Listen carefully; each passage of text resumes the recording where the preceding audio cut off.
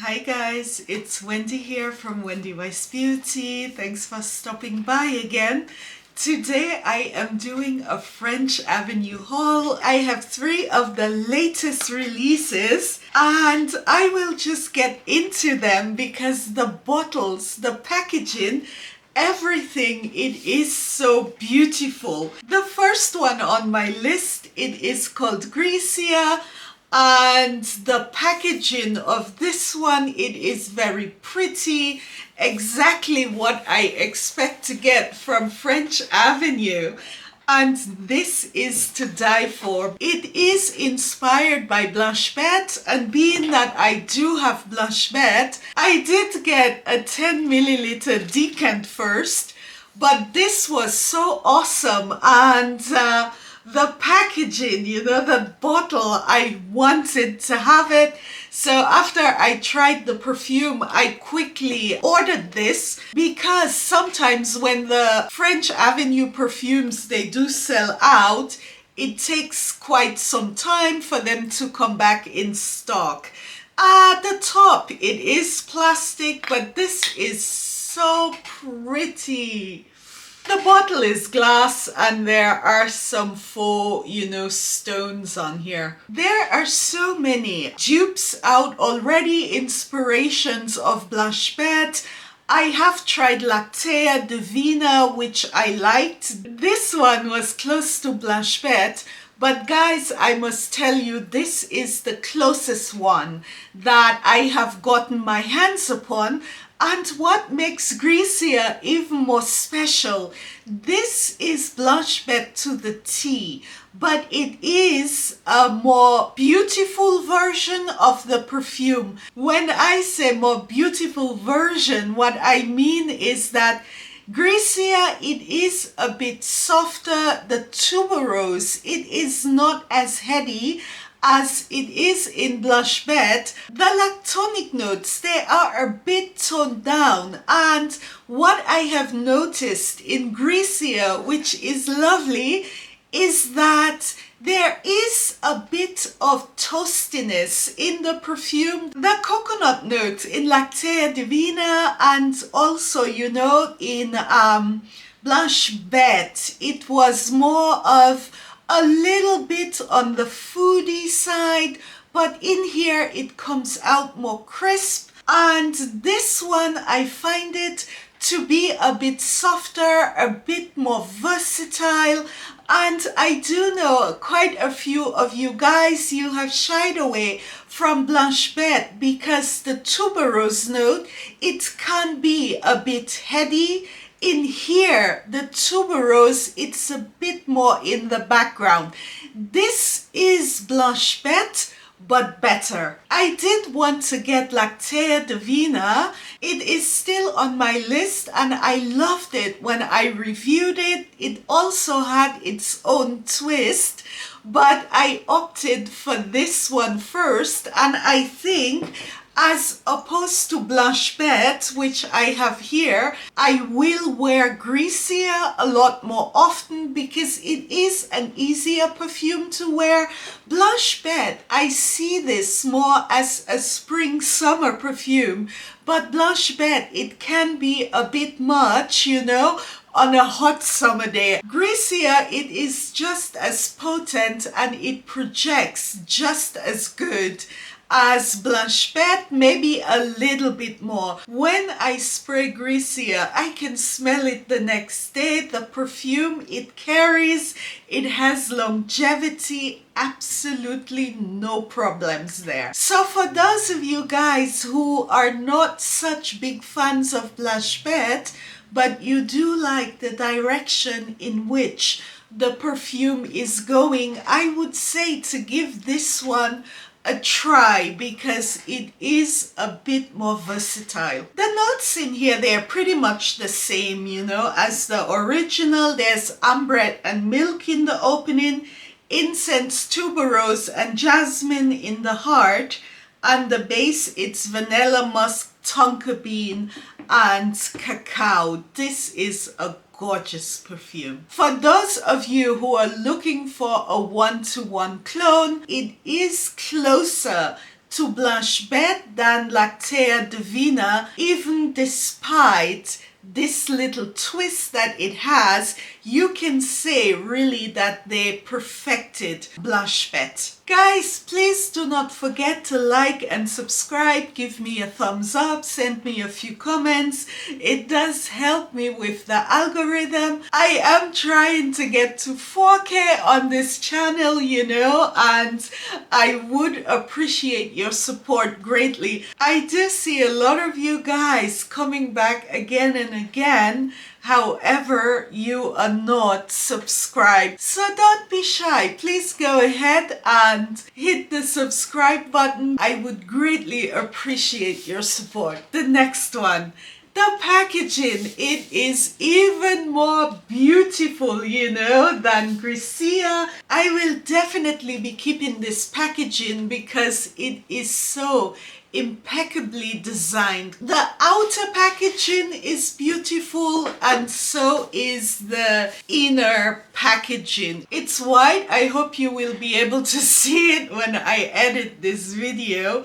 And this is what Venus de Milo looks like. This is such a gorgeous bottle. Confession her, from Lattafa, they did have a similar bust on the bottle, but I think this one, it is a bit more exquisite, you know. It's not the tall chunky one, and the bit of diamond detailing on here, it is so gorgeous. Venus de Milo, it is a mix of Billie Eilish and Stellar Times. I do have Eilish here, the original. I have tried Stellar Times on many occasions, and I have also bought 1 or 2 inspirations of Stellar Times.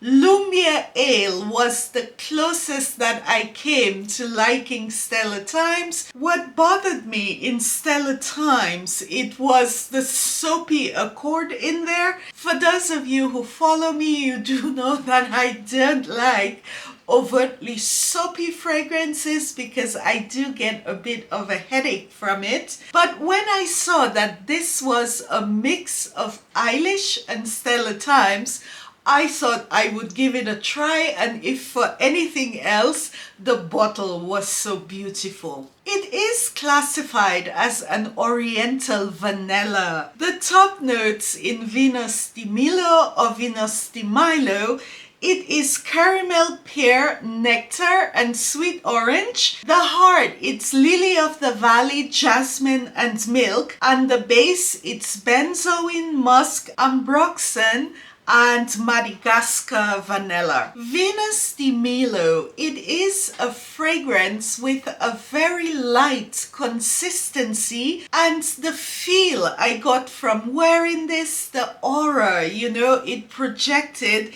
It is a perfume which is perfect for daytime wear, spring and summer. By reading the notes, it may look like this is one of these yummy perfumes geared more towards, you know, the younger crowd. But don't let this fool you. This is a very sophisticated perfume, and this can be worn by people of all ages. It opens with a very beautiful note of pear and fragrant sweet orange. The opening of this perfume, it is really to die for. Based on the notes in here, you know, reading it, you would probably expect a perfume with the consistency of Eilish, a bit heavier vanilla, but this, it opens more like Stellar Times. When Venus de Milo, it unfolds, it gains a bit of body. When the lily of the valley and the milk note enters the perfume, it is in the heart of the perfume that I do get a bit of a soapy accord.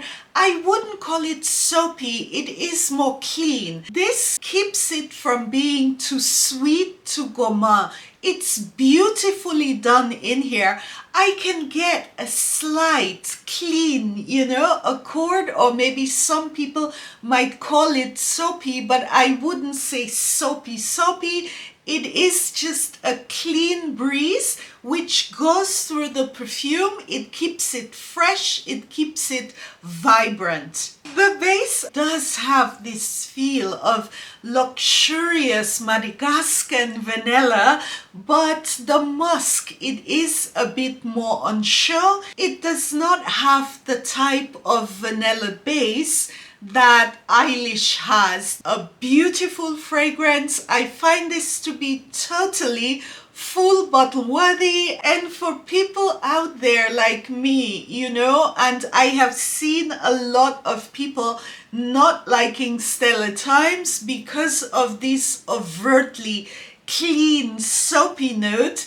In here, it will not bother you. It is just a breath of fresh air. This is right out of the press. The batch code, it is April of 2025. At the moment, it has normal projection. However, when I apply this in the morning, I can smell this late into evening, but it does not project a lot. I expect when it sits a bit longer, it should get a bit more potent. Venus de Milo, it is its own perfume. There is a bit of Stellar Times, a bit of Eilish, but I find this to be much better and a real little gem. I can highly recommend this perfume, especially if you are tired of the same old, boring vanilla, because there are so many of them on the market, and especially it is not a dense, foody vanilla. The next one up, it is called Sultana the Joyful. I don't know what I did with the outside packaging because I have been testing wearing this perfume, and you can say maybe I forgot I had to review it at some point. And this is the presentation of Sultana the Joyful. I have to start with an apology. When I did give you guys a preview that this review was coming on the website that I did buy this, it said it was inspired by the one and only. And at the time I filmed the video, I thought it was inspired by Dolce & Gabbana. However, this is inspired by Gissah, the one and only. When I sprayed this, I was thinking it does not have much to do with the Dolce & Gabbana perfume, so I went searching, and it is indeed by Gissah. And wouldn't you know it, guys, I did do a sample haul of Gissah perfumes way back then, and I do have the one and only, so I was able to compare these two perfumes. The description of Sultana the Joyful, it says it is supposed to bring joy, elegance, and vibrancy. And this is definitely that. When I wear this perfume, I feel alive. It gives me life. The bottle, it really captures the perfume. This is what the top looks like. It is also very gorgeous packaging. The notes in Sultana the Joyful top, it is bergamot, passion fruit, and peach. The heart, it's jasmine, geranium flower, and caramel. And the base, it's patchouli, Madagascan, ambergris, and white musk. And I must tell you guys, I can smell those notes in this perfume. A lot of Middle Eastern fragrances, or a lot of perfumes in general, there are notes listed, but sometimes you get them and sometimes you do not. But in this perfume, the notes are true to form. Sultana, this really took me by surprise because the opening of the perfume, it does have an exotic feel to it that I was not expecting, you know, an exotic aura. There is passion fruit in here, but with the other notes, it becomes something very different. I can explain it as exotic, but it is not, you know, tropical in feel. It simply gives an aura of the exotic. This is the way I will put it. I wish you guys could smell this perfume. I did compare it to One and Only by Gissah. I also went over my notes because I have had this here for quite some time. It is inspired, but this one, it is a force of its own. The passion fruit, it really plays magic in here without being too fruity. When I saw passion fruit and peach, I was thinking, is this going to be a fruit bomb? Because I did have this issue with the One and Only due to the patchouli in here. This is not at all a very juvenile, sweet, cloying fragrance. The patchouli, it really does its job of keeping this a grown-up fragrance. This one has bite and it has structure. Oh my god, this is such a beautiful perfume. The fruitiness in the opening, it does quickly, it dissolves, you know, into a floral heart, and then the sweetness that I do get, it comes from the caramel. The passion fruit, it is still there, and it is gorgeous. The magic in Sultana the Joyful really happens when the patchouli enters the melange, and it adds almost a woody green accord which transforms the perfume, and it becomes very sophisticated, very grown up. It adds this bite, this grounding to the perfume which I was talking about. This exotic opening, this is very nice, but when the patchouli enters, it transforms this perfume into something very expensive, very opulent. It smells like a fragrance you would buy from a very renowned niche perfume house where there is a serious nose, you know, behind the perfume. This smells sophisticated, expensive, polished. It is a strong perfume. It projects, it has bite. I looked at my notes for One and Only that I wrote quite a while back. I compared the two perfumes, and this one, it really blows the original out of the park. I never picked up the One and Only because I had decided against it. It was too fruity, too floral. It did not have bite. This perfume, I would say it is at best 60% of Gissah, the One and Only. When this gets into the base and the musk enters the perfume, the real base, it is more ambery, but the musk, it does tone down things a little bit. The dry down after a couple of hours, it is a bit softer. This is a gorgeous perfume. If you have tried One and Only and you did not like it, same as me, do not pass up on this one. They are in the same direction, but it is not the same type of perfume. The seriousness and the grounding that the One and Only is missing, where it runs more fruity, more floral. Sultana the Joyful, it is exactly the opposite. It is really the big brother in the room. Guys, this is fabulous. The only con I could say about this perfume is that in the first 1-2 hours it is quite strong.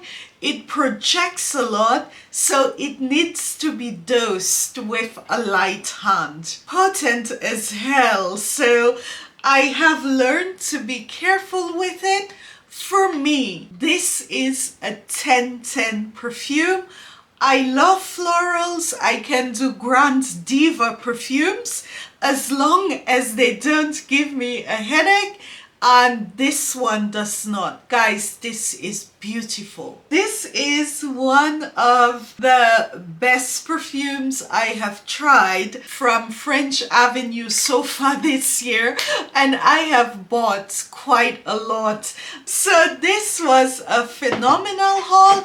I did get some of the other new Fragrance Avenue perfumes, but they are not here yet, so I still have some more to come. The one from Paco Rabanne is coming up, and also one from Shiseido. And oh my god, I should tell you guys this. I tried the new perfume from Kayali. What is it called? Bouquet Majestic. And this one, it was love at first sniff. So I ordered my usual 10 milliliter bottle, and this one, it is also on the way. I didn't even realize they had a new perfume out. I just saw it when I went sniffing. So there are a lot of reviews coming up. Anyway, take care, have a lovely weekend, and hope to see you again soon on this channel. Tschüss!